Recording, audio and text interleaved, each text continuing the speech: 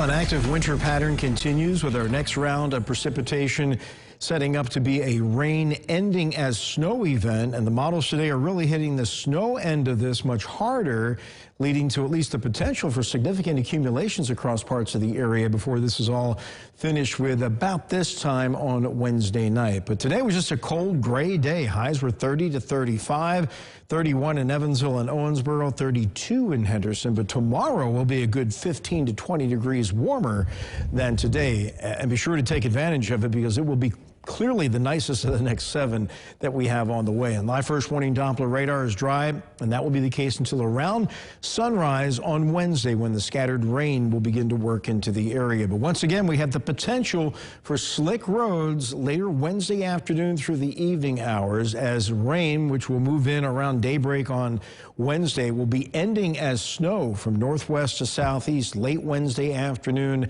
and early evening. And it's looking more and more like some accumulation will be likely in parts of the tri-state, probably more than what we saw this morning, though it's still not totally clear, and I'll show you why here in a moment. And we also have to be concerned about just wet roads in general freezing up, what we call a flash freeze, as temperatures which start off in the 40s will be dropping below freezing later in the afternoon. So that could lead to some icy conditions, especially on the elevated roadways. Well, at least the rivers are improving. No more minor flooding anywhere in the tri-state. Here in Evansville, the Ohio is down to 27 feet. It'll drop about 7.5 feet by Thursday morning. Look for about a 2-foot drop at Mount Carmel, a 1-foot drop at Calhoun, a nearly 3-foot drop at Petersburg, and the Little Wabash at Carmi will be down about 3 feet by 6 a.m. on Thursday. Live view from our Ellis Park Tower camera, checking out the Highway 41 Twin Bridge traffic. Everything looks to be in good shape downtown Evansville, and our Superior Ag Tower camera with the temperature right now down to 24. So this is our low for the day so far. Fortunately, no wind out there, and temperatures are generally low to mid-20s. So Henderson out at the airport there just west of town down to 19. I don't think we're going to drop much more. Matter of fact, we'll hold steady and begin to rise slowly towards daybreak as that warmer air begins to work into the area. And that will be with us throughout the day tomorrow. Back edge of the clouds now pulling northeast of Evansville. Still some scattered clouds upstream here. So we'll just go to a partly cloudy sky as we head through the overnight hours and then much of tomorrow. So here's Future Tracker keeping it partly cloudy, though in our southern counties it does develop a deck of stratus clouds down here by daybreak, and those will try to drift north, but then the sun will kind of burn all that away, and we should go to a good deal of sunshine by lunchtime with highs tomorrow running at about 45 to 50 degrees. So it should be a very nice day. Tomorrow night won't be all that bad. It'll be on the cool side. We just fall through the 40s during the evening down to around 40 degrees by sunup on Wednesday, and that's when a few showers will begin to develop across the area, and these showers will slowly increase in the morning, but by noon you've got the cold front coming in from the northwest. So our highs,